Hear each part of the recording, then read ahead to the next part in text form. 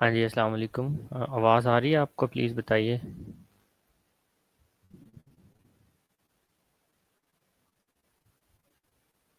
जी, अस्सलाम वालेकुम। आवाज़ का बता दें।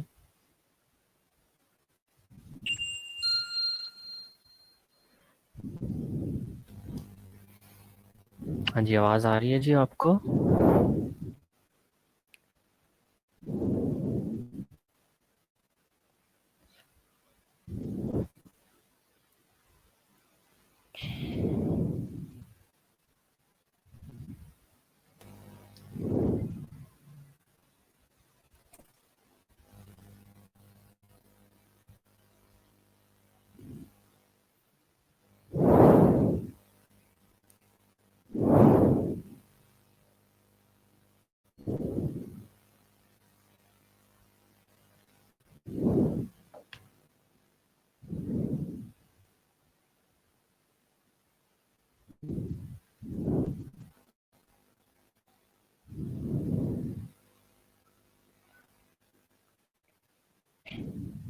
चलें, that's great.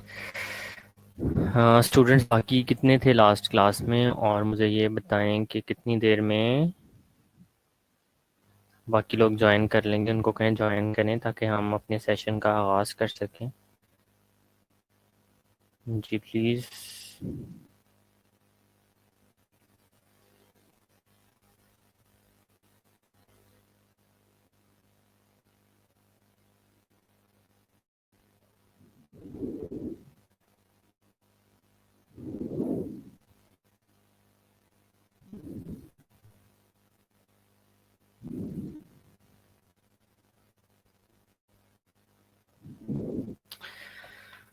Ji, last class में कितने स्टूडेंट्स थे? प्लीज़ मुझे बता दें। लास्ट क्लास में कितने स्टूडेंट्स थे?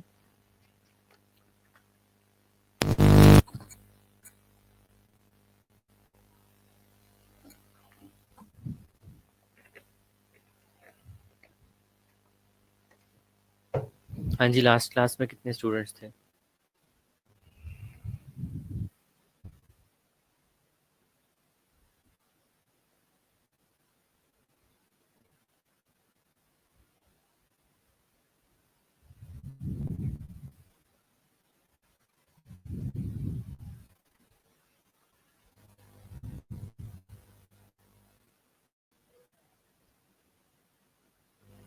तो बाकी लोग किधर हैं फिर?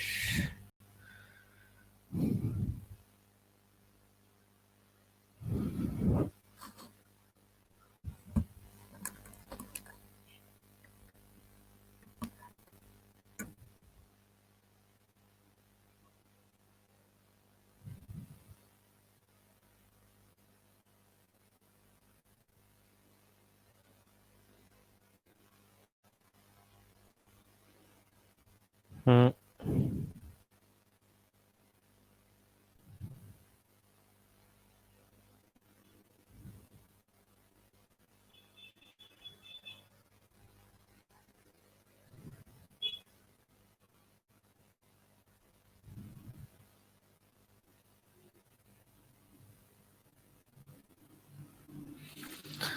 हाँ जी, 18 स्टूडेंट्स सो फार।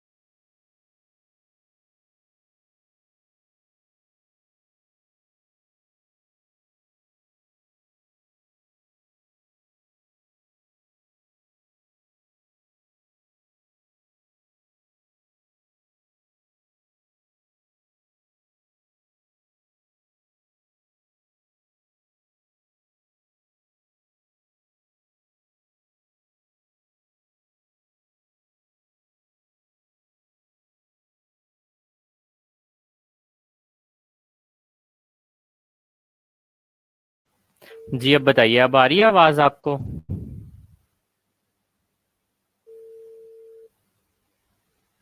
जी आवाज आ रही है?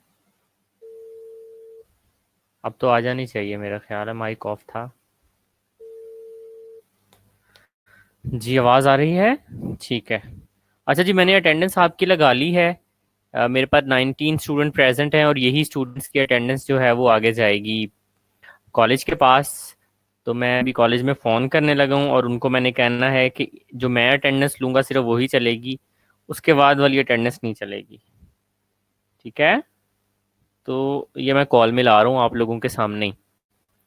तो जिन लोगों ने अभी मेरी अटेंडेंस लगाने तक ज्वाइन कर लिया था, सिर्फ उन लोगों की अटेंडेंस लगेगी और वो अटेंडेंस के मैं अस्सलाम वालेकुम। मैं अल्हम्दुलिल्लाह जी ठीक ठाक। मिस वहाँ आप सुनाए ठीक हैं?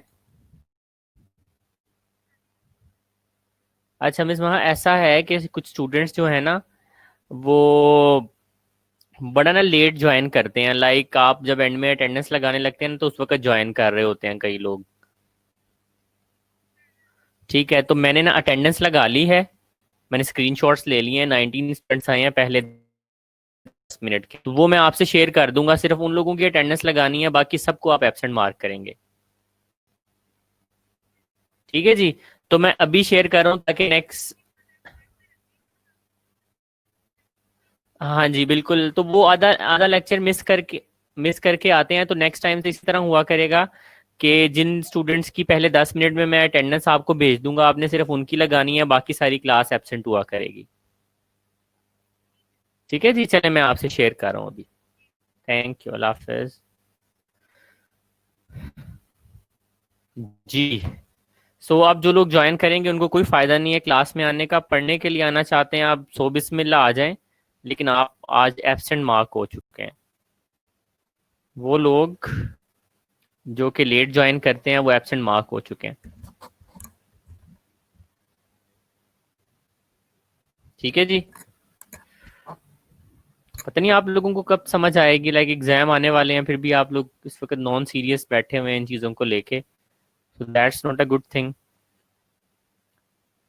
इनफैक्ट आप लोगों की आजकल तो ज़िंदगी थोड़ी सी आसान हुई हुई है, लेकिन आप फिर भी आप परवाह नहीं करते हैं इन चीज़ों का।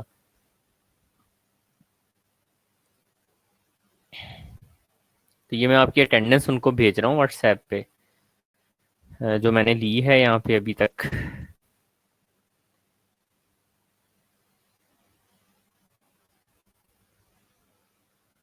सो this attendance is there. Attendance मैंने आपकी भेज दी है और अब दोबारा अटेंडेंस नहीं लगेगी आप लोगों की। राइट।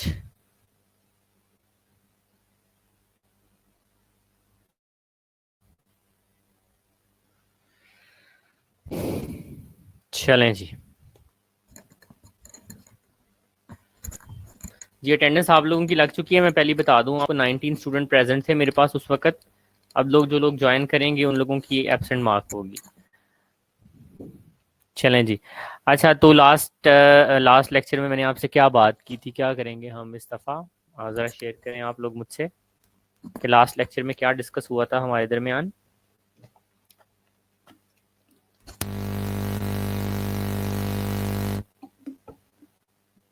जी लास्ट लेक्चर में क्या डिस्कस हुआ था कि हम एक वीक में कितने लेक्चर जो हैं वो नर्सिंग प्रोसेस के लेंगे और कितने लेक्चर जो हैं वो हम जो है फ्लूइड और इलेक्ट्रोलाइट इम्बैलेंस के लेंगे। जी बताइए। जी क्लास जल्दी से बताएं फिर हम आगे चलें। और मैंने कुछ पढ़ने के लिए भी दिया था आप लोगों को, होप आप लोग पढ़ के आए होंगे। जी।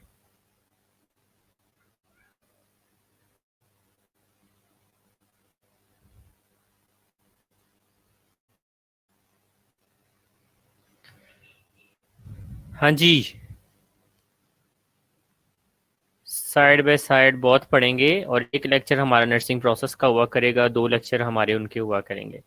ठीक है, तो सिलेबस में अगर आप देखें तो अभी तक हम 4-5 चीज़ें पढ़ चुके हैं और इंशाल्लाह ये 2 चीज़ें भी ख़त्म हो जाएंगी तो वो सब आपके जो है मिड्स के एग्ज़ाम में इंक्लूड होगा। और जहाँ तक मेरी इंफॉर्मेशन है, आपका जो मिड टर्म का एग्ज़ाम है वो प्लान हुआ है जी 27th को 3 से 4 बजे एग्जाम है और 5 से 7 बजे तक हमारा वाइवा होगा। ठीक है। अच्छा जी। सो अगेन जो भी स्टूडेंट ज्वाइन कर रहे हैं उनके लिए मैं बता दूं कि आपकी अटेंडेंस मैं लगा चुका हूँ। अब सेकंड टाइम अटेंडेंस नहीं होगी आप लोगों की। ठीक है। तो वो जो 19 लोग प्रेजेंट थे वही लोग जो हैं उनकी अटेंडेंस मार्क होगी, और जो बाकी लोगों ने बाद में ज्वाइन किया आप लेक्चर ले सकते हैं, और लेकिन आपकी अटेंडेंस जो है वो मार्क नहीं हो सकेगी। ठीक है। सो नर्सिंग प्रोसेस का मैंने लास्ट टाइम भी आपको हल्का सा इंट्रोडक्शन दिया था। तो मैंने आप लोगों को क्या बातें की थी, आप ज़रा मेरे साथ शेयर करें अपने कमेंट्स के अंदर के लास्ट टाइम मैंने नर्सिंग प्रोसेस के हवाले से क्या कहा था आपको। जी।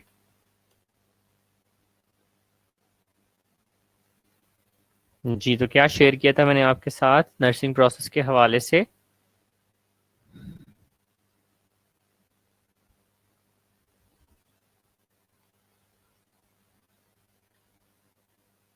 जी।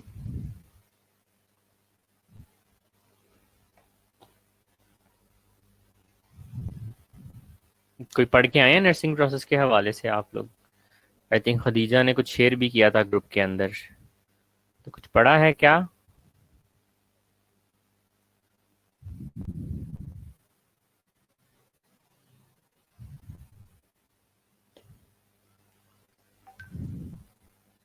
चले मैं फिर स्टार्ट करते हैं। ठीक है जी। तो नर्सिंग प्रोसेस क्या है specific to the nursing profession, मैंने लास्ट टाइम मैंने आप लोगों से बात की थी नर्सिंग प्रोफेशन से स्पेसिफिक है, बट आप लाइफ की और भी बहुत सारी चीज़ों में नर्सिंग प्रोसेस को अप्लाई कर सकते हैं। ठीक है। उसके बाद नेक्स्ट आ जाता है फ्रेमवर्क फॉर क्रिटिकल थिंकिंग। तो ये एक आपको लॉजिकली एक सीक्वेंस में लेके चलता है कि आपने किस तरह से अपने पेशेंट को जो है वो केयर देनी है और किस तरह से चीज़ों को हमने मैनेज करना है। सो नर्सिंग प्रोसेस क्या क्या है, organised framework to guide practice. तो जो आप लोग प्रैक्टिस कर रहे हैं अपनी प्रैक्टिस क्या है आपकी, जो पेशेंट को केयर प्रोवाइड कर रहे हैं उसको ऑर्गेनाइज करना, स्टेप वाइज लेके आना, problem solving method, client focused. तो प्रॉब्लम सॉल्विंग करते हैं, क्लाइंट की प्रॉब्लम्स को आप सॉल्व करते हैं इसके ज़रिए। सिस्टमेटिक सीक्वेंशियल स्टेप्स, तो 5 स्टेप्स हैं एक के बाद दूसरा आ सकता है, तो है हैजर्डली स्टेप्स नहीं है। ठीक है। तो जो एड पाई है आपका जिसमें असेसमेंट, डायग्नोसिस, प्लानिंग, इंटरवेंशन और एवेल्युएशन आती है, ये नहीं हो सकता कि असेसमेंट के फ़ौरन बाद हम प्लानिंग स्टार्ट कर दें। तो सिस्टमेटिक सीक्वेंशियल स्टेप्स हैं। गोल ओरिएंटेड है, आउटकम क्राइटेरिया। गोल ओरिएंटेड इस तरह से है, अभी हम आगे पढ़ेंगे कि उसके अंदर जो है हम कुछ गोल सेट करते हैं और उनको अचीव करने की कोशिश करते हैं। Dynamic, always changing and flexible. तो पेशेंट की कंडीशन के साथ साथ आपका नर्सिंग प्रोसेस बदलता रहता है। मेडिकली जो है पेशेंट की डायग्नोसिस सेम रहती है, लेकिन जो आपकी नर्सिंग के हवाले से मैनेजमेंट है उसकी डायग्नोसिस है वो चेंज होती रहती है पेशेंट की कंडीशन के हिसाब से। यूटिलाइज क्रिटिकल थिंकिंग प्रोसेस, और ये क्रिटिकल थिंकिंग इस्तेमाल करते हैं इसमें हम पेशेंट को केयर प्रोवाइड करने के लिए। अच्छा जी।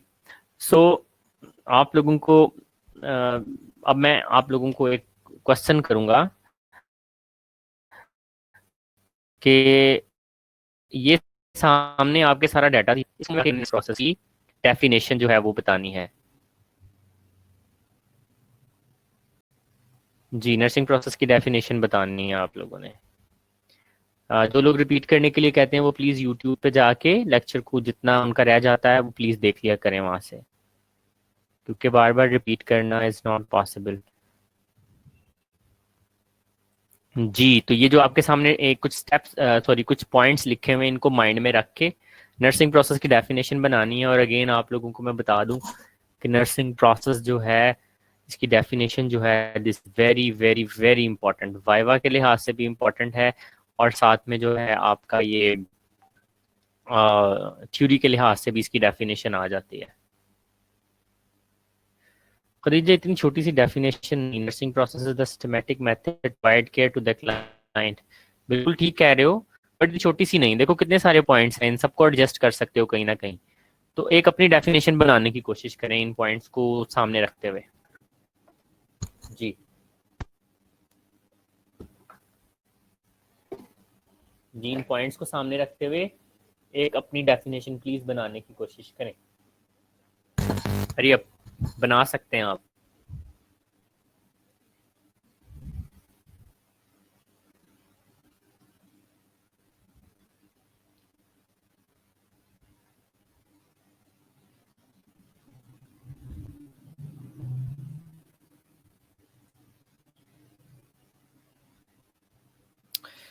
आलिया की डेफिनेशन आई है जी, nursing is a deliberate problem solving approach to meeting the health care and nursing needs of the patients. It involve assessment, diagnose, implementation, evaluation with sequence modification used as feedback mechanism that promote reaction of nursing diagnosis process as a whole is cyclic step being very good। Alia आपने तो बहुत ज़बरदस्त definition बनाई है। और इसको public करो, private ना भेजा करो, पब्लिक भेज दो इसे, सब लोग जो हैं वो एक दूसरे की डेफिनेशन पढ़ सकें। अदीला कहती है nursing process organise systematic goal oriented framework to solve client focus problem by utilising critical thinking. Very good, very very good. ठीक है जी, आपने भी ये बहुत अच्छी डेफिनेशन बनाई है।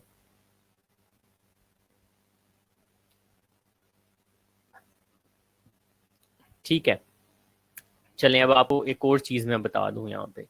अगर आपको आता है कि इसकी डेफिनेशन लिखें, तो डेफिनेशन भी यहीं से बना सकते हैं। अगर आपको कहते हैं इसके करेक्टरिस्टिक्स लिखें, खसूसियात लिखें एनपी की, तो उस सूरत में भी आप इसको इस्तेमाल कर सकते हैं।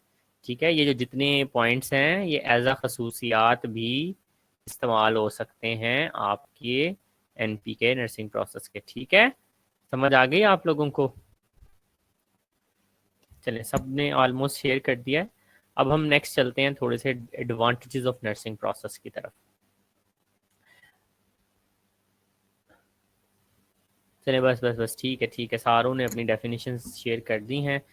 और एडवांटेजेस ऑफ नर्सिंग प्रोसेस की तरफ जाने से पहले मैं आप लोगों के साथ थोड़ी सी नर्सिंग प्रोसेस की हिस्ट्री जो है वो शेयर कर दूं कि नर्सिंग प्रोसेस जो है बेसिकली ऑरलैंडो ने ये थ्योरी जो है वो जनरेट की थी नर्सिंग प्रोसेस की। शुरू में इसके 3 स्टेप्स थे, फिर 4 स्टेप्स हुए, फिर अब 5 स्टेप्स कर दिए गए हैं। ठीक है, और इसके अलावा ये है कि नर्सिंग प्रोसेस के स्टेप्स तो 5 हैं, लेकिन अब एक और जो है वो आप कह सकते हो एक अप्रोच जो है वो इस्तेमाल होने लग गई है। उस 3 स्टेप्स अप्रोच कहा जाता है, उसे नेंडा निक नॉक कहा जाता है। जब हम ये वाला नर्सिंग प्रोसेस ख़त्म कर लेंगे तो फिर मैं आप लोगों को नेंडा निक नॉक के बारे में भी बताऊंगा कि व्हाट इज़ नेंडा निक नॉक और वो किस तरह से इस्तेमाल होता है। फिलहाल हमें इस कन्वेंशनल अप्रोच या जो हमारी पुरानी अप्रोच है इसके ऊपर फोकस इसलिए करना है, नंबर 1 ये तो हमें बेसिस प्रोवाइड करता है, नंबर 2 हमारे यहाँ ऑलमोस्ट यही जो है वो प्रैक्टिस चल रही है और सिलेबस में यही पढ़ाया जा रहा है। तो जो न्यू कॉन्सेप्ट है वो मैं इंशाल्लाह ताला आपके साथ जो 3 स्टेप अप्रोच है नर्सिंग केयर प्लान की, वो भी मैं आप लोगों के साथ शेयर करूंगा, लेकिन जब ये हम ख़त्म कर लेंगे। अगेन मैं आप लोगों को बता दूं कि यहीं से आप इसकी डेफिनेशन निकाल सकते हैं और यहीं से जो है आप इसके करेक्टरिस्टिक्स निकाल सकते हैं। ठीक है, यहीं से आप इसके करेक्टरिस्टिक्स निकाल सकते हैं। आई होप यहाँ तक समझ आ गई होगी आपको। जी, अच्छा, तो मैं आपको बता रहा था कि ऑरलैंडो ने इसे बनाया, फिर एक दो और थ्योरिस्ट ने जो है इसको मॉडिफाई किया, फाइनली ये 5 स्टेप तक पहुंचा और अब इस वक्त अगेन ये 3 स्टेप अप्रोच तक चला गया है। एक बड़ी इंटरेस्टिंग बात बताऊँ आपको। नर्सिंग प्रोसेस के आने से पहले हमारे प्रोफेशन को एक आर्टिस्टिक प्रोफेशन समझा जाता था कि दिस इज़ आर्ट्स। तो नर्सिंग प्रोसेस जब इंट्रोड्यूस करवाया गया, रैशनल वो एक सीक्वेंशियल जो चीज़ थी, साइंटिफिक बेस्ड चीज़ को इंट्रोड्यूस कराया गया, उसके बाद इसको साइंटिफिक ग्राउंड्स दी गई प्रोफेशन को। सही है, तो नर्सिंग प्रोसेस के जो हैं वो कुछ एडवांटेजेस हैं, ये आपके सामने हैं एडवांटेजेस। लेकिन मैं आप लोगों से चाहूँगा कि आप लोगों ने, this is a very very important question, again again मैं आपको बता दूं कि what are the advantages of NP. ये एक बहुत ही ज़्यादा इंपॉर्टेंट क्वेश्चन है और पहले एग्जाम में भी आ चुका है। तो लिहाजा आप लोग बताएं कि what are the advantages of NP to our profession. कुछ 5 से 8 पॉइंट लिखने हैं आपने कि हमें नर्सिंग प्रोसेस के क्या फ़वाद हैं, क्या आपके ख्याल में एनपी के फ़वाद हैं। जी शुरू करें जी लिखना, जो आता लिखें, फिर मैं आप लोगों के साथ शेयर करता हूँ कि क्या क्या फ़ायदे हैं एनपी के। जी क्लास।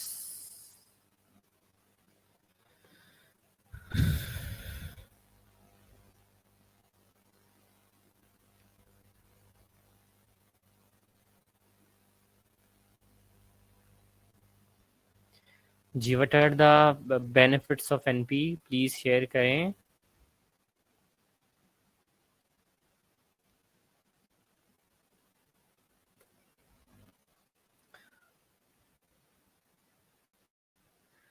हबीब 10 पॉइंट्स लिख के भेज रहे हैं, एक एक करके नहीं भेजना। हबीब कह रहे हैं द क्वालिटी ऑफ केयर, ठीक है, एक एक बिल्कुल इसका बेनिफिट हो सकता है, लेकिन आपको 5 से 8 पॉइंट्स जो हैं इकट्ठे लिख के भेजें, ब्रेनस्टॉर्मिंग करें और लिखना शुरू करें।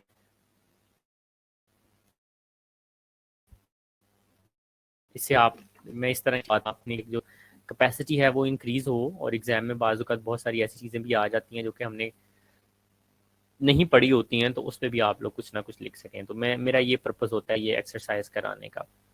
अदरवाइज मुझे तो आता ही है, अगर मैं आप लोगों को पढ़ना चाहूँ तो शायद मैं वही स्लाइड आप लोगों को 1 मिनट में पढ़ा दूँ, जिसमें मुझे आपके कमेंट्स लेने में 5 मिनट लगते हैं। जी, तो बेसिकली आप लोगों से लिखवाने का मेरा ये पर्पज़ होता है। तो सब लोग पार्टिसिपेट किया करें।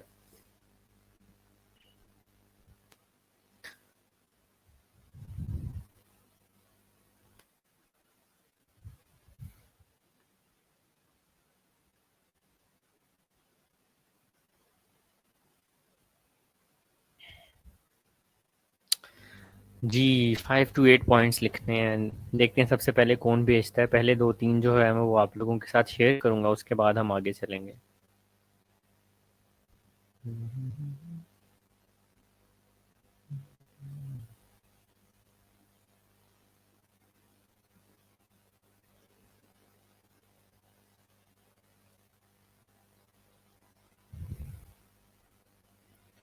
Identify clinical health status. अच्छा जी, गजाला ने शेयर नहीं, मुसरत ने शेयर किया, it promote critical thinking, creativity, problem solving, decision making skills in critical practice. हाँ भाई, ये पॉइंट्स में लिख के भेजे ना, को 10 को पॉइंट लिख के भेजे मुझे 5। We can provide individualized care, step by step care, we can provide continuous care, we can evaluate outcome of care। ठीक है, और बेहतर किया जा सकता है। फातिमा कहती हैं provide best quality of care, solve the problem of client, और guide about personal hygiene to prevent infection disease, best treatment method provided. ठीक है जी, सुमैया शाहिद ने शेयर किया है, it increase quality of care, professional growth, very good, it provides legal action, good, it enhances nursing efficiency, सही है जी, it provide orderly answer system method and planning providing great. ठीक है जी, खदीजा कहती हैं number 1 to identify a client's health care, सही है, establish plan, सही है, deliver the specific nursing interventions. चलें जी, सो स्टार्टिंग वाले मैंने पढ़ दिए हैं, अब हम आगे थोड़ा सा चलते हैं। तो ये बिल्कुल नेक्स्ट स्लाइड के अंदर एडवांटेजेस लिखे हुए हैं एनपी के। तो एडवांटेजेस हमारे पास क्या क्या हैं। Number 1, provide individualised care. हर पेशेंट एक दूसरे से डिफर करता है, चाहे 1 MI 2 MI के पेशेंट पड़े हैं, दोनों की नीड्स जो है वो डिफरेंट डिफर करती होंगी, और दोनों के लिए डिफरेंट जो है हमें प्रोसेस चाहिए होगा उनको केयर प्रोवाइड करने का। Client is an active participant, इसमें आप क्लाइंट से पार्टिसिपेशन कराते हो और क्लाइंट की जो है वो कैपेसिटी बिल्डिंग होती है। प्रोमोट्स कॉन्टिन्यूटी ऑफ केयर, ये एक साइक्लिक प्रोसेस है, आपने देखा था कि एक के बाद दूसरा स्टेप आता है, एक के बाद दूसरा स्टेप आता है, तो इससे जो है हमारी केयर कंटिन्यू रहती है, कहीं पे फुल स्टॉप नहीं आता केयर में। Provides more effective communication among nurses and health care professionals, तो इससे हम चीज़ों को डॉक्यूमेंट भी करते हैं, और जैसा कि आपने नर्सिंग केयर प्लान एनसीपीज बनती हुई देखी होंगी, तो वो और भी हेल्थ केयर प्रोवाइडर पढ़ सकते हैं, तो ये एक दूसरे के दरमियान कम्युनिकेशन का काम करता है। Develop a clear and effective plan of care, इससे आप एक अच्छा प्लान ऑफ केयर बना दे प्रोवाइड कर देते हैं। Provides personal satisfaction as you see clients achieve goals, तो जब हमारे पास कोई रिटर्न में चीज़ होती है, सामने ब्लैक एंड व्हाइट में चीज़ होती है, तो हम भी सेटिस्फाइड हो जाते हैं कि हमारा क्लाइंट ठीक होता जा रहा है। जैसे आप में से कई लोग आईसीयूज में काम करते होंगे, तो जब आपका क्लाइंट जो है वो एक वेंटिलेटर पे पड़ा हुआ था काफ़ी देर से, और वो जब ठीक होकर जाता है, तो एक अलग ही खुशी जो है वो इंसान को आती है।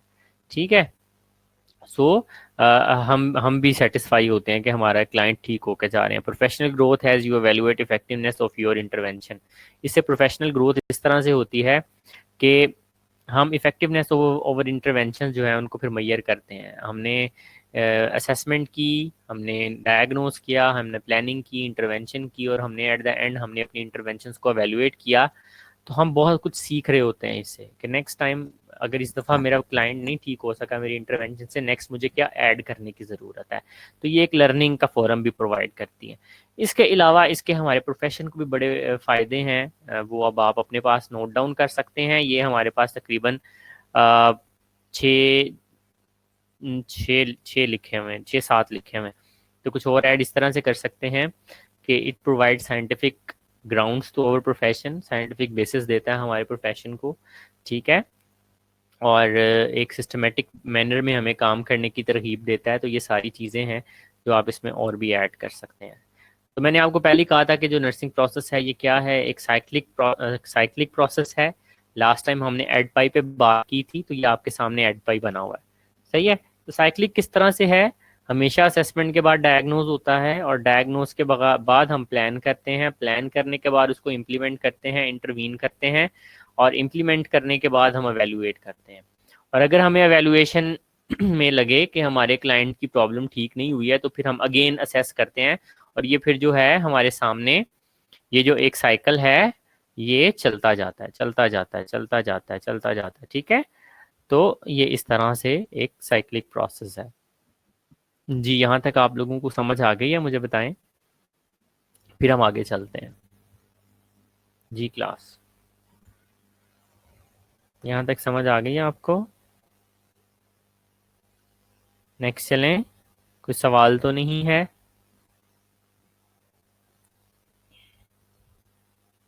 चलें, दैट्स वेरी गुड। ठीक है, तो आप यहाँ पर देख सकते हैं इन सारी चीज़ों की छोटी छोटी सी डेफिनेशन हमारे सामने दी गई है। असेसमेंट क्या है? Assessment is gather information about the client condition, client के बारे में इंफॉर्मेशन कलेक्ट करना। Diagnosis, identify the client's problem, हमने जो डाटा कलेक्ट किया था उसकी बेस के ऊपर हमने प्रॉब्लम को आइडेंटिफाई करना। आखिर प्रॉब्लम क्या है, उस प्रॉब्लम के लिए फिर प्लान में क्या करेंगे, set goals of care and desired outcomes and identify appropriate nursing actions. तो डायग्नोसिस की बेस के ऊपर हमने नेक्स्ट प्लान करना होता है कि बेसिकली गोल सेट करने होते हैं कि बेसिकली अब हमने अपने क्लाइंट को किस तरह से ठीक करना है। नेक्स्ट इम्प्लीमेंटेशन, तो जो प्लान बनाया है उसको इंटरवेंशंस की फॉर्म में अपने क्लाइंट के ऊपर इम्प्लीमेंट करना। और इम्प्लीमेंटेशन के बाद जब हम अपना सारा कुछ कर चुके तो उसके बाद एवेलुएट करना, determine if goals are met and outcomes are achieved. क्या हमने अपने जो क्लाइंट को ठीक करने के लिए गोल्स बनाए थे वो ठीक हो गए हैं? कि हमने गोल बनाया था क्लाइंट का टेम्परेचर जो है वो 100 है, वो हम वापस 98 पे ले आएंगे, क्या वो अचीव हो गया है? हाँ, तो अगर वो अचीव हो गया है तो दैट्स ओके, क्लाइंट की दूसरी प्रॉब्लम्स की तरफ फोकस करना शुरू करेंगे। अगर अचीव नहीं हुआ है तो हम दोबारा से रीअसेस करेंगे, हाँ, उसका थर्मोमीटर, उसका टेम्परेचर असेस करेंगे, बाकी चीज़ें असेस करेंगे, और अगेन डायग्नोज करेंगे, और नई इंटरवेंशंस जो हैं वो इम्प्लीमेंट कर देंगे, या उन्हीं इंटरवेंशंस को दोबारा से इस्तेमाल करेंगे। जी, आवाज़ कट रही है मेरी, जेनिफर कह रही है मेरी आवाज़ कट रही है। क्या सबके साथ ये इशू आ रहा है या सिर्फ जेनिफर के साथ ये इशू आ रहा है? जी बताइए, ताकि मैं नेक्स्ट चल सकूं आगे। जी, आवाज़ ठीक आ रही है या आवाज़ कट रही है अभी भी?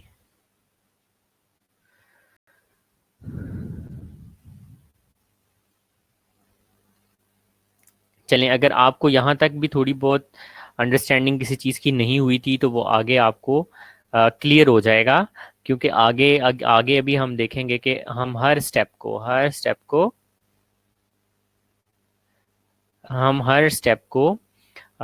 फर्दर जो है वो इंडिविजुअली डिस्कस करेंगे, असेसमेंट को अलहदा करेंगे, नर्सिंग डायग्नोसिस को हम डिस्कस करेंगे, हम देखेंगे कि नर्सिंग डायग्नोसिस आखिर कैसे बनाते हैं।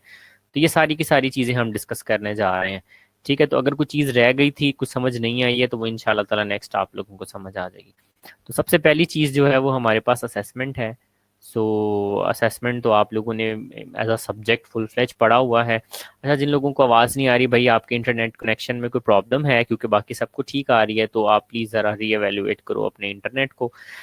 तो any how, first step of nursing process assessment है। असेसमेंट वही असेसमेंट है जो कि आप हेल्थ असेसमेंट में पढ़ते हैं, और इसकी डेफिनेशन भी वही है। सो मुझे बताएं ज़रा, क्या डेफिनेशन है असेसमेंट की? असेसमेंट को आप कैसे डिफाइन करेंगे? जी, जी क्लास।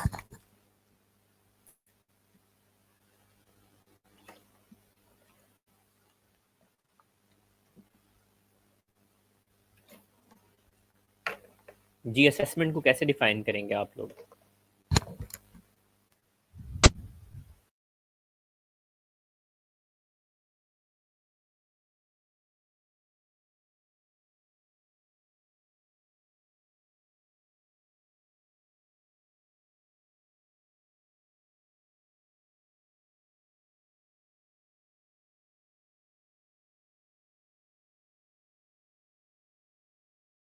जी असेसमेंट को कैसे डिफाइन करेंगे? To assess the patient's current health status. तो अगर अगर मैं दूसरे वर्ड्स में इसको कहूँ तो ये आपके सामने डेफिनेशन लिखी हुई है। टू गैदर इंफॉर्मेशन कलेक्ट, हाँ, सब्जेक्टिव और ऑब्जेक्टिव डाटा को हमने कलेक्ट करना होता है, पेशेंट की कंडीशन को देखना होता है। सो दो तरह के डाटाज होते हैं हमारे पास।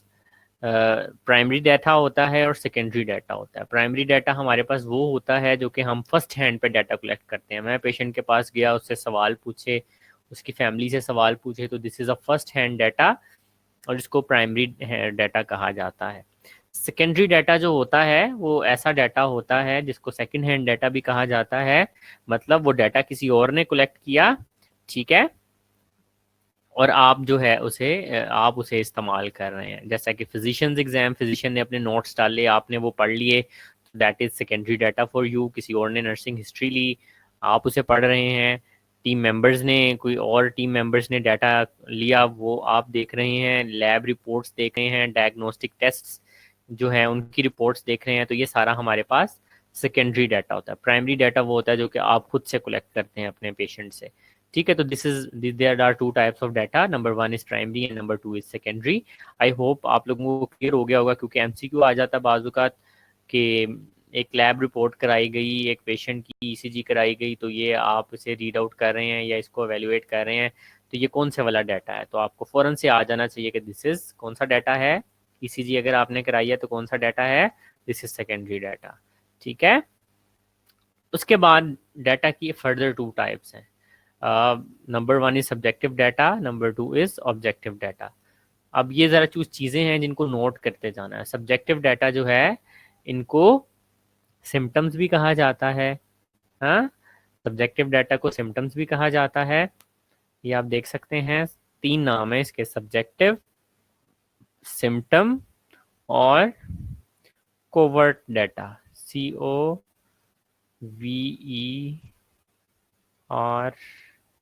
COVERT, कोवर्ट डाटा, ठीक है, छुपा हुआ डाटा। हाँ, और दूसरा जो है ऑब्जेक्टिव डाटा है, इसको आप ऑब्जेक्टिव डाटा भी कहते हैं, इसको आप साइन भी कहते हैं, और इसको आप ओवर्ट डाटा भी कहते हैं, जो नजर आ रहा होता है आपको, ओवर्ट।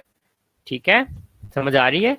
सब्जेक्टिव डाटा के आगे फर्दर दो नाम इसको दिए जाते हैं, number one is symptom, number two is covert data. Objective data के आगे दो और नाम है, साइंस भी कहा जाता है इन्हें, ओवर डाटा भी कहा जाता है। अच्छा, सब्जेक्टिव डाटा वो होता है जो कि सिर्फ क्लाइंट को पता होता है। हाँ, और सब ऑब्जेक्टिव डाटा वो होता है जो कि देखा जा सकता है, हम अपनी सेंसेस से देख सकते हैं, फील कर सकते हैं, उसको स्मेल कर सकते हैं। ठीक हो गया। तो सब्जेक्टिव डाटा वो डाटा जो कि क्लाइंट मोस्टली मैं के स्टेटमेंट के साथ बताता है कि मुझे ये प्रॉब्लम है, हाँ, मुझे पेन हो रही है, हाँ, मुझे बर्निंग हो रही है इस चेस्ट के अंदर, तो ये क्या है हमारा, दिस इज सब्जेक्टिव डाटा। जैसा कि उसने नीचे एग्जांपल भी दी है, I have a headache. Headache क्या है, ऑब्जेक्ट सब्जेक्टिव डाटा है, सिर्फ वही फील कर पा रहा है। नेक्स्ट इज ऑब्जेक्टिव डाटा, जिसको आप ऑब्जर्व कर सकते हैं, किसी की आईज रेड हैं, आप उसको अपनी आंखों से देख सकते हैं। किसी को टेम्परेचर है, आप उसे थर्मोमीटर से देख सकते हैं या हाथ लगा के देख सकते हैं कि उसका टेम्परेचर एलिवेटेड है। और किसी को ब्लड प्रेशर है तो आप डेफिनेटली उसे स्फिगोमेनोमीटर से मेजर करके देख सकते हैं।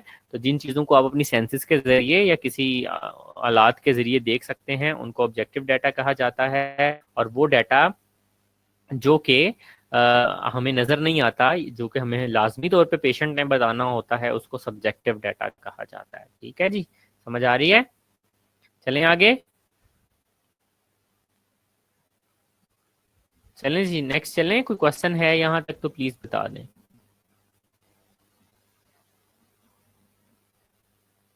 जी, कोई क्वेश्चन है तो प्लीज़ शेयर कर रहे हैं।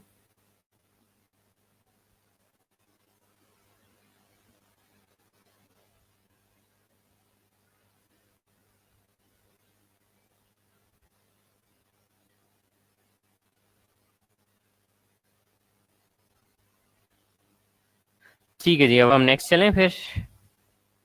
चलें जी, नेक्स्ट चलते हैं। नेक्स्ट आ जाता है हमारे पास असेसमेंट कलेक्टिंग डाटा। अब डाटा हम किस तरह कलेक्ट कर रहे होते हैं। नंबर वन, हमारा इंटरव्यू होता है, हिस्ट्री टेकिंग होती है। उसके बाद health assessment, review of systems. आपने हेल्थ असेसमेंट में पढ़ा होगा, कार्डियोवास्कुलर सिस्टम को असेस करना, रेस्पिरेटरी को असेस करना, डिफरेंट सिस्टम्स को, न्यूरोलॉजिकल को असेस करना। उसके बाद फिजिकल एग्जामिनेशन, इसमें इंस्पेक्शन, पल्पेशन, परकशन, ऑस्कल्टेशन आ जाती है। इनकी भी डिटेल में नहीं जाऊंगा, डेफिनेटली आपने हेल्थ असेसमेंट में बहुत डिटेल से पढ़ ली होंगी। सो असेसमेंट करते हुए हमें क्या क्या चीज़ों का ख्याल करना चाहिए। Number one, make sure information is complete and accurate. तो मेक श्योर करें कि आप जो इन्फॉर्मेशन कलेक्ट कर रहे हैं वो एक्यूरेट है, क्योंकि आपकी दी हुई इन्फॉर्मेशन के ऊपर बड़े बड़े डिसीजंस होने हैं। जैसा कि एक पेशेंट है, उसका आप बीपी जो है आपने गलत ले लिया और आपने बताया कि ब्लड प्रेशर जो है वो 200/120 है, तो वो डेफिनेटली जो फिजिशियन होगा वो उसकी उसी हिसाब से मेडिसिन एडजस्ट कर जाएगा। और अगर उसका ब्लड प्रेशर 120/80 था, आपने 200/120 कर दिया, तो उसको मेडिसिन की ज़्यादा डोज चली जाएगी और वो हाइपो हाइपो टेंशन में चला जाएगा। ठीक है, उसको कॉम्प्लिकेशंस हो सकती हैं। Next, validate PRN. जहां पर आपको लगे कि डाटा आपका ठीक नहीं है, इसको वैलिडेट करने की ज़रूरत है, तो उसको लाजमी तौर पे पीआरएन पीआरएन होता है एज नेसेसरी। हाँ, पीआरएन होता है एज नेसेसरी। तो जब आपको ठीक लगे डाटा को वैलिडेट करें। मैं आप लोगों के साथ एक शेयर करता हूँ अपना एक्सपीरियंस। हुआ ये कि वार्ड में एक ही नाम के दो पेशेंट्स थे। तो हुआ क्या कि इस वाले पेशेंट की जो आरएफटीज की रिपोर्ट थी वो दूसरे वाले में लग गई और दूसरे वाले की पहले वाले में लग गई। अब दूसरे वाला जो पेशेंट था उसके अच्छे खासे आरएफटीज डिरेंज थे। ठीक है, और जो जिस पेशेंट में गलत लग गई थी उसके आरएफटीज बिल्कुल ठीक थे। तो नेफ्रो वालों को कॉल की गई उनकी लैब देख के। तो नेफ्रो वाले जब आए, डॉक्टर जो स्पेशलिस्ट था वो बंदा आया और उसने आके ज़रा देखा अम्मा जी को। तो अम्मा जी कोई लग नहीं रही थी, बड़ी हशाश बशाश लग रही थी। उनकी जो लैब वैल्यूज़ थी वो बिल्कुल भी टैली नहीं कर रही थी उनकी शक्ल के साथ, उनकी कंडीशन के साथ। तो उसने कहा कि इनकी लैब वैल्यूज़ दोबारा कराई जाए। तो जब लैब वैल्यूज़ उनकी दोबारा कराई गई तो वो तो बिल्कुल ठीक ठीक है। तो जब उसके एमआर नंबर को कंपेयर किया गया तो पता चला कि वो पेशेंट जिसका डायलिसिस होना चाहिए था वो तो डिस्चार्ज होकर घर चला गया है, और जिसका नहीं होना चाहिए था उसकी हमने दोबारा से रिपोर्ट करा ली है। तो इसलिए डाटा को वैलिडेट करना बहुत ज़रूरी है। उसको हमेशा क्लिनिकल मैनिफेस्टेशंस, पेशेंट की कंडीशन के साथ आप उसको कंपेयर करें, और उसके बाद जो है आप डाटा को जो है वो दोबारा से जो है क्या कहते हैं वैलिडेट करें और अपना जो इंटरवेंशन है वो प्रोवाइड करें। Interpret and analyse data. तो डाटा जब आपके पास आ जाता है, नेक्स्ट स्टेप हमारे पास ये होता है कि हम उससे कोई रिजल्ट अखज़ करें, हम डायग्नोज बनाएं। Compare to the standard norms. Standard norms का क्या मतलब है? स्टैंडर्ड नॉर्म्स का मतलब है जो नॉर्मल है उसके साथ कंपेयर करना है। ठीक है, जैसा कि नॉर्मल बॉडी टेम्परेचर 98 है, तो अगर किसी का 100 है तो डेफिनेटली उसे हम हाइपरथर्मिया कहेंगे। और अगर किसी का 96 आ रहा है तो उसको डेफिनेटली हम फिर 95 या इस तरह से उसको हाइपोथर्मिया की तरफ लेकर जाएंगे। Organise in cluster data. उसके बाद हम डाटा को क्लस्टर क्लस्टर कैटेगराइज करते हैं डिफरेंट उससे मीनिंग अखज़ करने के लिए, जो कि हम आगे जब डायग्नोज बनाएंगे उसके अंदर देखेंगे किस तरह से डाटा को ऑर्गेनाइज किया जाता है। सही है जी, यहाँ तक क्लियर है? नेक्स्ट चलें। चलें जी नेक्स्ट। ठीक है, तो कोई क्वेश्चन है तो बता दें।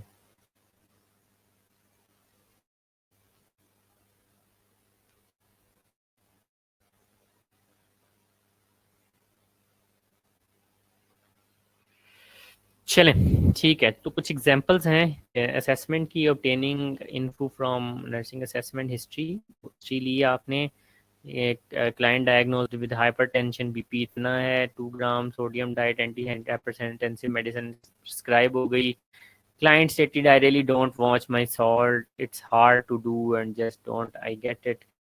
सारी की सारी एग्जांपल्स हैं आपके असेसमेंट की कि किस तरह से आपने असेसमेंट जो है वो करके लिख सकते हैं उससे। चलें, नेक्स्ट आ जाता है हमारा बड़ा इंपॉर्टेंट स्टेप। ये this is very very important step और इसको हम कहते हैं नर्सिंग डायग्नोसिस।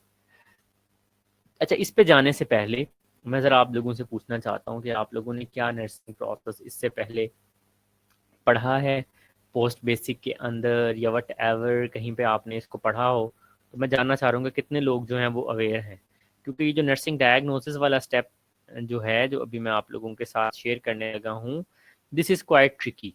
तो इसके ऊपर हम थोड़ा सा, हो सकता है कि नेक्स्ट लेक्चर तक इसको लेके चले जाएं, और नर्सिंग डायग्नोसिस किस तरह से बनानी है, क्या होती है क्या नहीं होती है, तो इसको हम डेफिनेटली बड़े अच्छे से लेके चलेंगे। तो मैं अब आपसे जानना चाह रहा हूँ कितने लोगों ने पहले पढ़ा हुआ है।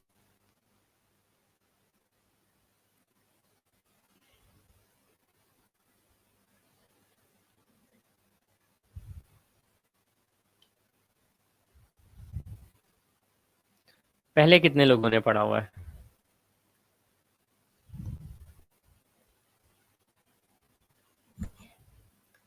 ऑलरेडी पढ़ा हुआ है जी, ऑलरेडी पढ़ा हुआ है। नंदा की लिस्ट से चूज करना है, हबीब कह रहे हैं सर पढ़ा है। अच्छा जी, तो 5 से 10, 10 लोगों, 10 तक लोगों ने पढ़ा हुआ है। चलें, एट द एंड मुझे आप लोगों ने ये बताना है कि क्या डिफरेंस फील हुआ, कि पहले जो पढ़ा था और जो अब हमने पढ़ा है, इसमें क्या डिफरेंस फील हुआ। तो ये आपने ज़रा इस, जो लोग बता रहे हैं कि हमने पहले से पढ़ा हुआ है, उन लोगों ने ज़रा इस तरीके से जो है फिर मुझे एंड में ज़रा फीडबैक देना है कि क्या कुछ आप लोगों ने नया सीखा, या फिर क्या चीज़ें इसके अंदर मिल थी।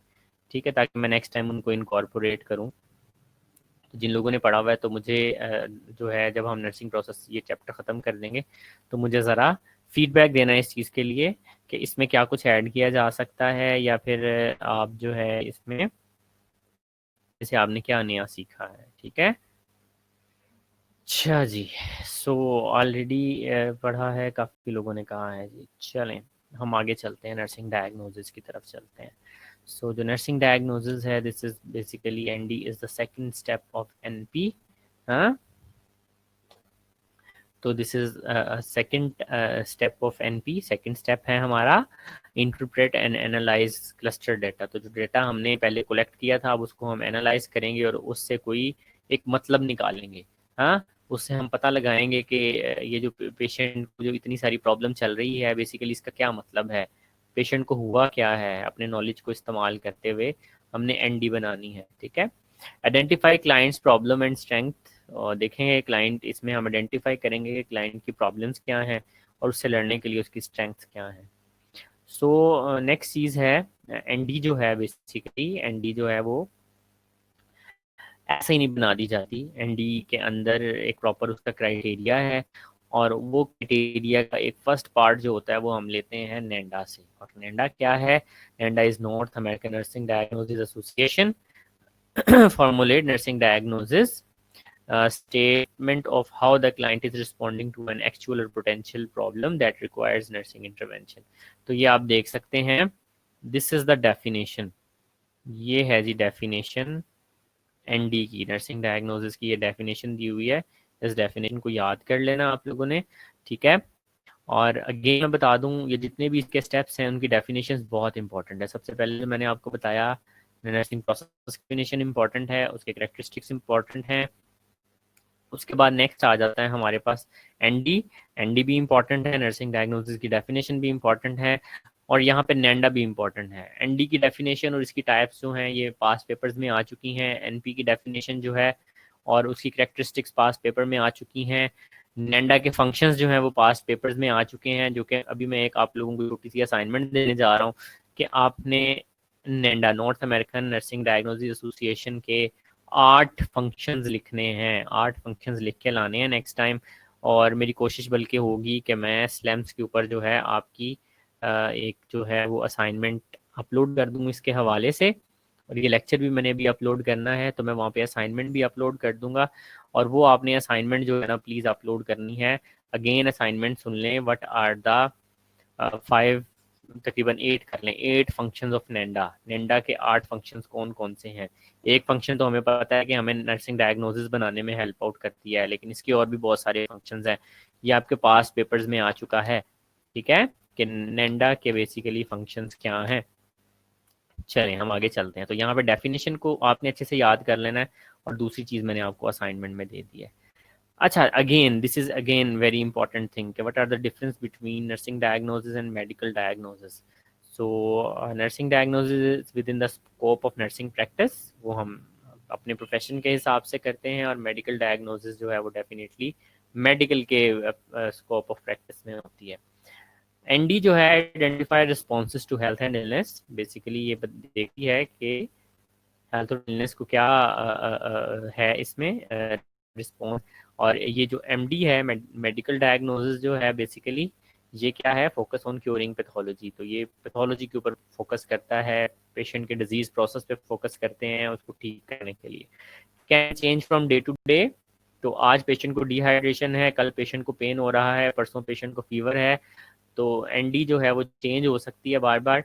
और जो मेडिकल डायग्नोसिस है बेसिकली स्टे सेम, तो पेशेंट को अगर पेशेंट जो है वो डेंगू के साथ आया तो सेम रहेगी, उसके डिस्चार्ज तक ठीक नहीं हो जाता। जब पेशेंट मायोकार्डियल इंफार्क्शन के साथ आया तो भी आपकी जो एनडी है एमडी जो है वो सेम रहेगी। अनसब पूछ रहे हैं सेंड एंड ऑफ लाइफ वाले चैप्टर की पीपीटी भी अपलोड कर दें स्लैम्स पे। ठीक है अनसब, मैं इंशाल्लाह ताला मैं अपलोड कर देता हूँ। मैं जस्ट ये इसलिए नहीं वहाँ पे अपलोड कर पाता क्योंकि मैंने आप लोगों को वेबसाइट दी हुई है तो उसके ऊपर सारी पीपीटीज अवेलेबल हैं। तो इंशाल्लाह ताला मैं आज ही जो है वो स्लम्स के ऊपर आप लोगों की ये जो पीपीटी है एंड लाइफ वाली नर्सिंग प्रोसेस वाली इसको अपलोड कर दूंगा। ठीक है चलें। उसके बाद यहाँ तक क्वेश्चन है तो प्लीज़ पूछें ज़रा। जी यहाँ तक कुछ सवाल है तो पूछें, उसके बाद हम एक बड़ी इंपॉर्टेंट चीज़ की तरफ जाएंगे, that is formulating a nursing diagnose. जी कोई है क्वेश्चन यहाँ तक, प्लीज़ बताइए।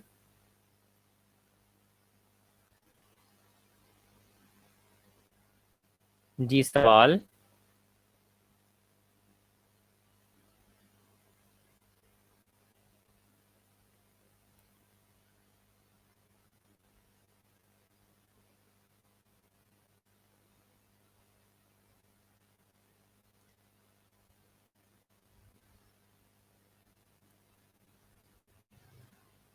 जी नहीं है।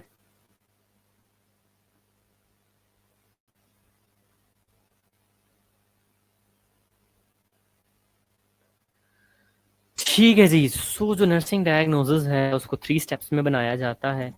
ठीक है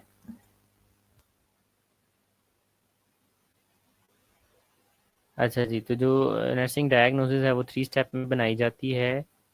इस 3 स्टेप प्रोसेस को कहा जाता है पीईएस फॉर्मेट। हाँ पीईएस फॉर्मेट। पीईएस फॉर्मेट के अंदर जी जी हीरा बिल्कुल, पीईएस जो है वो बिल्कुल वही है, डिफाइनिंग कैरेक्टरिस्टिक्स जो है वो एस है, मैं अभी आपको बताता हूँ।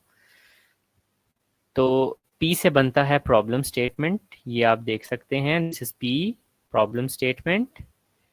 Next is E, this one E aetiology, aetiology होती है क्या वजह बनी। हाँ so problem statement the client response to our problem, aetiology what's causing contributing to the client's problem, किस वजह से प्रॉब्लम, पी से प्रॉब्लम, ई से इटियोलॉजी, या उस प्रॉब्लम की वजह क्या बनी। और ये जो है एस इज डिफाइनिंग करेक्टरिस्टिक्स। हाँ डिफाइनिंग करेक्टरिस्टिक्स के और भी 2 नाम है, इनको साइन एंड सिम्टम्स भी कहा जाता है, जो कि आप ये सामने देख रहे हैं एस। हाँ defining correct sign and symptoms, या फिर क्लिनिकल मैनिफेस्टेशंस और clinical manifestations, what's the evidence of the problem, कि मैंने एक पेशेंट के अंदर प्रॉब्लम देखी कि उसको बुखार है। और बुखार प्रॉब्लम थी, टियोलॉजी उसकी क्या थी, कोई इन्फेक्शन जिसकी वजह से बुखार हुआ। और defining characteristics sign and symptom या क्लिनिकल मैनिफेस्टेशन, हमें कैसे पता चला, हमारे पास क्या एविडेंस है कि उसको बुखार है। वो हमें हाथ लगाने से गर्म न लगेगा, या फिर उसको हम थर्मोमीटर लगाएंगे तो उसके ऊपर हमें बुखार नजर आएगा। So this is PES format. हाँ this is how nursing diagnosis is made. यहाँ पर ही मैं इसे आज ख़त्म करता हूँ। हम पीईएस को नेक्स्ट टाइम कुछ एग्जांपल्स के साथ पूरी डिटेल के अंदर डिस्कस करेंगे, तो परेशान नहीं होना। इंशाल्लाह ताला नेक्स्ट क्लास में हम पीईएस को एग्जांपल्स के साथ डिस्कस करेंगे, और हम एक बना के भी देखेंगे कि बेसिकली एनडी जो है वो किस तरह से बनाई जाएगी। सो अगेन जो नर्सिंग डायग्नोसिस है एनडी है उसके 3 कंपोनेंट्स हैं, 3 पार्ट्स हैं। Number 1 is problem statement, number 2 is aetiology, और number 3 is sign and symptoms. PES format इसको कहा जाता है। तो इसको हम नेक्स्ट क्लास में डिटेल से देखेंगे। अभी हमारे पास अब टाइम जो है वो थोड़ा रह गया है, और मैंने एंड पे आप लोगों से कुछ बात करनी है। तो प्रॉब्लम क्या है, the client response to the problem, सही है। एटियोलॉजी क्या है, उस प्रॉब्लम कॉज क्या कर रहा है, और डिफाइनिंग कैरेक्टरिस्टिक्स क्या है, what is the evidence of the problem. अच्छा जी, अब यहाँ पर हम लेक्चर को एंड करते हैं और कुछ चीज़ें मैंने अब आप लोगों से जो है ना वो डिस्कस कर लेता हूँ। तो यहाँ पर सुमैया का क्वेश्चन आया है जी सर मिड टर्म के लिए सिलेबस। तो मिड टर्म का सिलेबस जो है वो इंशाल्लाह ताला मैं आपको 9 6 7 8 ये 8 को बता दूंगा सिलेबस में क्या क्या इंक्लूड होगा, क्योंकि मैं अभी कुछ और चीज़ें आप लोगों को पढ़ाने जा रहा हूँ, वो भी इंक्लूड होंगी उसके अंदर। अच्छा जी, मिड टर्म जो है वो आपका बिल्कुल यूएचएस के वो तर्ज पे होगा, जो मैंने आपको बिल्कुल स्टार्टिंग में बताया था। 35 नंबर का आपका होता है दिस क्या नाम है, एसीसीएन का पेपर। उन 35 नंबर के अंदर 17 नंबर के एमसीक्यू होंगे और 18 नंबर के आपके एससीक्यू हो सकते हैं।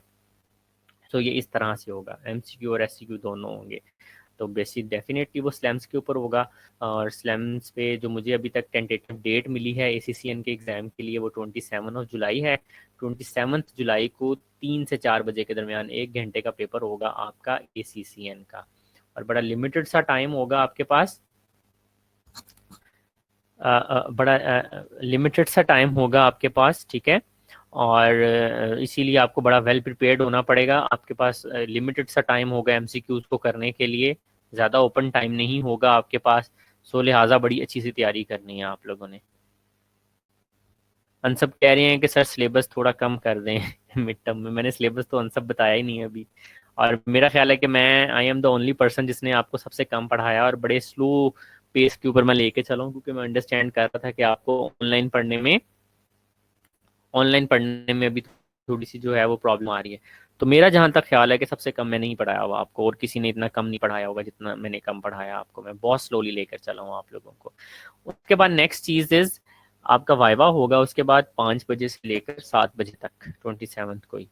तो वो जो वाइवा होगा वो जूम के ऊपर होगा। जूम के ऊपर मैं बाकायदा एक वेटिंग रूम बनाऊंगा, तो आप उस वेटिंग रूम में वेट करेंगे और हर बंदे का इंडिविजुअली वाइवा होगा, ठीक है। So that was all about exam. तो एग्जाम की तैयारी प्लीज स्टार्ट कर दें, जो जो मैं पढ़ा रहा हूँ साथ साथ पढ़ा करें, और जो बाकी चीज़ें पहले की हैं उनको थोड़ा सा रिवीजन देना शुरू कर दें, जो कुछ हम पढ़ चुके हैं, ठीक है। तो ये तो एग्जाम्स की बातें थी। नेक्स्ट मैं आ जाता हूँ अब आप लोगों की अटेंडेंस के ऊपर। आपके जो वाइवा के मार्क्स लगाने हैं ना, मैंने वो अटेंडेंस की बेस पे लगाने हैं। मैं डेफिनेटली जो शालामार में अटेंडेंस लगी है आपकी सारी इस अरसे के दौरान में, और जो क्लास में भी अटेंडेंस लगती रही है, वो डेफिनेटली मैं उनसे कहूँगा कि इमेजेस में मुझे व्हाट्सएप पे सेंड कर दें। तो वो इंशाल्लाह ताला मुझे सेंड कर देंगे, तो फिर आपके मार्क्स में अटेंडेंस का 50% पार्ट होगा। आपके असाइनमेंट के मार्क्स का भी उसके अंदर पार्ट होगा, आपके टेस्ट जो हुए हैं 2 3 उनका भी उसके अंदर पार्ट होगा, ठीक है। ये हो गया। उसके बाद नेक्स्ट थिंग जो है जो मैंने आप लोगों से डिस्कस करनी थी वो ये है, क्लास स्टार्ट करता हूँ पहले 20 मिनट के अंदर अंदर जो है ना, मेरे पास 10 12 स्टूडेंट होते हैं यहाँ पे, मैक्सिमम 20 स्टूडेंट हो जाते हैं, और जब क्लास एंड हो रही होती है मेरे पास 34 35 स्टूडेंट होते हैं यहाँ पे। तो इसके लिए मैंने ये स्टार्ट किया है कि आपकी अटेंडेंस नहीं हुआ करेगी एंड में। आपकी जो अटेंडेंस है बेसिकली वो मैं बिल्कुल स्टार्टिंग में लगा लिया करूँगा। मैं 4:05 में पहले 5 मिनट के अंदर अंदर जो लोग मेरे साथ ज्वाइन करेंगे यहाँ पर लेक्चर के लिए उनकी अटेंडेंस लगेगी। बाकी सारे अगर लेक्चर लेने के लिए, नॉलेज के लिए लेक्चर लेना चाहते हैं तो आ जाएं, अदरवाइज आपकी अटेंडेंस नहीं लगेगी। सेम फॉर टुडे, आज के लिए भी ऐसा ही हुआ है। मैं आप लोगों की अटेंडेंस ले चुका हूँ, और मैं अटेंडेंस जो है जो लोग यहाँ पे प्रेजेंट थे मैंने बाकायदा कॉलेज एडमिनिस्ट्रेशन को फ़ोन किया और उनके साथ मैं आप लोगों की अटेंडेंस शेयर भी कर चुका हूँ। तो नेक्स्ट टाइम के लिए ये चीज़ माइंड में रख लें, जो लोग पहले 5 मिनट में ज्वाइन करेंगे और एंड तक रहेंगे उन लोगों की अटेंडेंस जो है वो लगेगी। मैं डेफिनेटली कंपेयर करूंगा पहले वाली अटेंडेंस को एंड वाली अटेंडेंस के साथ। तो जो लोग सस्टेन करेंगे over the period of time, मेरे साथ ऑनलाइन रहेंगे, यहाँ पे क्लास में होंगे, उनकी अटेंडेंस लगेगी। और जो लोग ऑनलाइन नहीं होंगे, जो लोग क्लास ज्वाइन नहीं करेंगे टाइम से, उन लोगों की अटेंडेंस नहीं लगेगी। तो ये चीज़ मैं आपको बता दी है आज ही। नहीं जी, आज आज के लिए भी मैं अटेंडेंस एक्सेप्ट नहीं करूंगा। मैं उन्हें बिल्कुल कम्युनिकेट कर चुका हूँ और अटेंडेंस में लगा चुका हूँ। तो आज 19 लोग प्रेजेंट हैं, बाकी सब लोग एबसेंट हैं इस वक्त मेरे पास। आपने लेक्चर ले लिया, दैट्स वेरी गुड। लेक्चर लेना हुआ नेक्स्ट आ जाइएगा। बाकी अगर आप नहीं ज्वाइन करेंगे पहले 5 मिनट के अंदर अंदर, तो मेरी तरफ से बहुत बहुत सॉरी है, मैं आप लोगों की एबसेंट भेज दूंगा। मैं आपकी अटेंडेंस के ऊपर अब पर्सनली खुद नज़र रखूंगा। मैं कॉलेज वालों को नहीं कहूँगा कि आपकी अटेंडेंस लगाएं। तो नेक्स्ट टाइम अटेंडेंस मैं खुद लूँगा। यहाँ पे मेरे पास बिल्कुल अटेंडीज आ रहे होते हैं, और वो सारी लिस्ट आ रही होती है, मैं इसके स्क्रीनशॉट लेके मुझे सिंपली जो है वो कॉलेज एडमिन को भेजने हैं। तो ये जो है वो नेक्स्ट टाइम से इस तरह से हुआ करेगा। सही है। सो प्लीज प्लीज प्लीज आप लोग जो है ना, आप जरा ठीक हो जाएं, आप लोग ठीक नहीं हो रहे हैं। हाँ, आप जरा स्टडी को थोड़ा सा सीरियस लेके चलना शुरू करें। अब आपका आधा साल गुजर चुका है। नहीं, पहले 5 मिनट के अंदर ज्वाइन करना होगा। ठीक है। अगर आप 5 मिनट से लेट होते हैं सो आई एम रियली सॉरी, मैं आपकी अटेंडेंस नहीं लगाऊंगा। तो लॉगिन किया करो यार टाइम से, आपका लेक्चर 3 मिनट पहले एंड हो जाता है। मैं लॉगिन करता हूँ तकरीबन 3:55 के ऊपर, तो आपका लेक्चर एंड हो रहा होता है। मिड टर्म एग्जाम में एमसीक्यू भी होंगे, एससीक्यू भी होंगे, सब कुछ होगा। सही है। जिस तरह से मैं पहले एससीक्यू देता हूँ, मैं उनको खुद ग्रेड करता हूँ, मैं उसी तरह से एससीक्यू बनाऊंगा। और एससीक्यू अच्छे खासे सिनेरियो बेस्ड होंगे। सो उनको समझने के लिए आपको कॉन्सेप्ट्स की ज़रूरत होगी, ये मैं आपको पहले ही बता दूँ।